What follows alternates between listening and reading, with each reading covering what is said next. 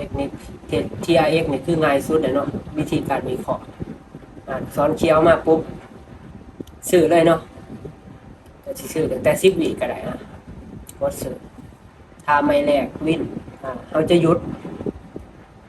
เบิงลูกซ้อนต่อไปเนาะแค่นี้แหละมาเบิงน้ำกันเอาเดินเลยปิดเคี้ยวให้เขาได้บ่ถ้าปิดเคี้ยวก็คือเขากำไรไปเนาะไม่แลกถ้าไม่ตัวนี้มันบ่ปิดเคี้ยวมันปิดแดงเขามีแก่โตอีก2ใหม่ก็คือคูณเงินเนาะซื้อขึ้นอีก2ใหม่มาเบิ่งปิดให้เฮาได้บ่ปึ๊บ3 2 1 0ใบแรกก็คือ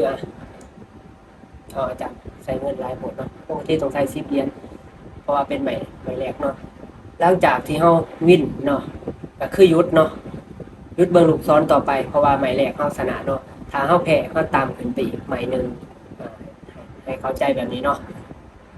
ตามไปอีก2ใหม่ซ้อนแดงมากเลยเนาะขายซ้อนแดงมาขายถ้าแพ้ตามคูณเงินล่อเนาะใบแดง10 เหรียญใบที่2คูณเงินเป็น20 เหรียญล่อไว้แบบแก่ใหม่ที่เราแพ้เนาะเราจะตามขายอีกได้2ใหม่เนาะมาเบิ่งฐานชนะก็คือเจ้าได้กำไรไปเนาะปิดขายได้บ่ลงไป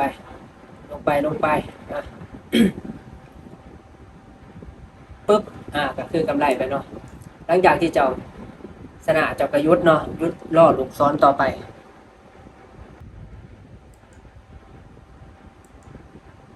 ถ้าเฮาวินได้เห็นบ่ส่วนนี้เฮาได้กำไรได้ปึ๊บเฮามาแผ่เนี่ยแผ่1ใหม่เฮาก็คูณเงินเนาะพอชนะปุ๊บเฮาก็กลับมาเดินเงินซ้ำเก่าเนาะนี่แค่ล่อลูกซ้อนแข่งต่อไปกลับมาเนาะถ้าลูกซ้อนซีได้มาเฮาจังตามนั้นเนาะลูกซ้อนแดงก็คือขายลูกซ้อนเขียวก็คือซื้อเนาะให้ทุกคนเข้าใจนั่นนี่เนาะมาล่อต่อไปเนาะมาเบิ่งออเดอร์นี่อาจารย์จะซื้อเด้อมาเบิ่งกันออเดอร์นี่ซื้อถ้ามันปิดแดงก็คือคูณเงินเป็น20 เหรียญเกี่ยมซื้ออีกไปอีกซื้ออีกเนาะปิดหาได้บ่ถ้าเฮาชนะใหม่แรกเลยนี่ก็คือเฮาจะมีกำไรเนาะก็คือแบบเฮ็ดกำไรให้เฮาได้ถ้าเฮาแพ้ก็คือเฮายังมีใหม่แก่โตอีก2ใหม่ข้างหน้าเนาะมาเบิ่งออเดอร์นี่ขึ้นเอาได้บ่ปึ๊บอย่าได้ปึ๊ดเห็นบ่เฮาวินไปแล้วเฮาก็รอเนาะรอท่าลูกซ้อนซีต่อไปเพราะว่าเฮาจะบ่ได้ออกออเดอร์ตัวนี้เนาะเพราะว่าเฮาชนะไปแล้วเนาะถ้าเฮาจะออกใหม่ต่อไปก็คือเฮาแพ้เฮาจังออกอีก2ใหม่ก็คือตามสื่อขึ้นไปเนาะ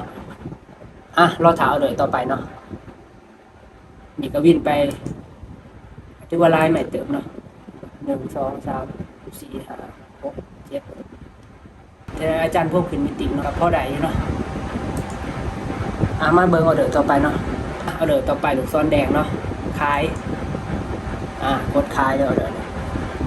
ออเดอร์ขายมาเบิ่งการขายเนาะมันเกี่ยมคูณเงินไหวเนาะคูณเงินไหวปิดขายเฮาได้บ่ถ้าแพ้นี่ไป20 เหรียญเนาะมาเบิ่งปิดได้บ่ลงมาเฮาได้บ่ปึ๊บถ้าแพ้นี่ก็คือคูณเงินเนาะน่าจะแพ้ได้จังไดนี่แหละลักษณะที่แพ้เฮาก็ยังมีแก่มืออีก2ใหม่เนาะใหม่ที่2ก็คือแก่มือที่เฮาผ่านไปก็คือคล้ายลงอีกใหม่นึง3ใหม่ติดนี่ดนๆเทื่อนึงเด้อสำหรับอาจารย์สิบอกทุกคนว่าแนวนี้ใหม่ต่อไปคล้ายอีก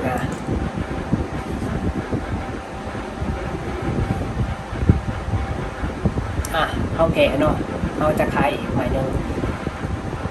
แล้วก็ใหม่ตัวนี้ใหม่ตัวนี้คือใหม่ซอยเฮาหลอดเนาะว่าไงซะซอยเฮากลับมาแบบเริ่มต้นใหม่นะใหม่นี้คือใหม่สุดท้ายที่เฮาจะคูณเงินจากเทรนขายเนาะมาเบิ่งตัวนี้ปิดขายได้บ่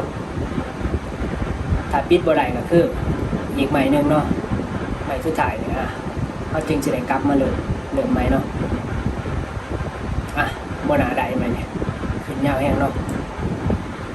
เรือใหม่สุดท้ายเนาะรุ่นเทื่อนึงที่จะแผ่3ไหมติดไหมสุดท้ายของเราตัวเนี้ยรอถาเนาะไหมสุดท้ายถ้าแผ่ก็คือรอถาเทนไหมเนาะเพราะว่าตัวนี้เขาแผ่3ไหมติดเขาจะยุบรอถาเทนไหมเนาะถ้าเขาชนะใหม่ออเดอร์ที่3นี่คือเขาจะกลับมาตั้งตัวได้อีกเนาะตั้งตัวได้แล้วกลับมาเดิน10 เหรียญคือเก่าเนาะมาเบิ่งออเดอร์เนี่ยถ้าปิดแดงปิดเขียวก็คือเจ้ากะแพ้เนาะรุ่นเธอหนึ่ง3ไหมติดถ้าชนะก็คือเจ้าได้กลับมาเริ่มต้นใหม่ได้มาเบิ่ง ปิดได้บ่โอ้มันลงมายาวนั่นนี่อาจารย์ว่ามีโอกาสอยู่ได้ปึ๊บยิงไว้มีซอยชีวิตเท่าไหร่บ่โอ้ซอยบ่ได้เนาะก็คือแพ้3ไหมติดเนาะรุ่นเธอหนึ่ง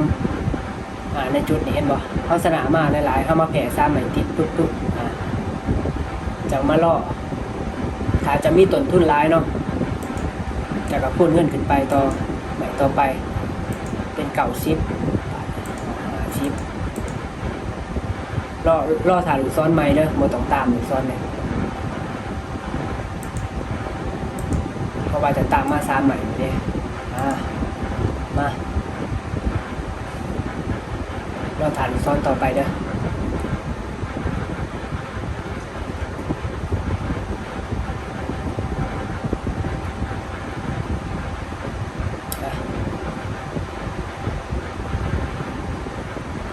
ถ้าเขาตามมาเบิ่งเด้อสมมติว่าจะตามไปใหม่ที่4เด้อเห็นบอกจะมาแผ่ซ้ำก็เพิ่มแผ่ซ้ำชนะไปเนาะใหม่ที่4แต่ว่าอาจารย์ให้แค่3ใหม่พอมาต้องตามเราถ่ายลูกซ้อนตัวใหม่เนาะเราถ่ายลูกซ้อน4ใหม่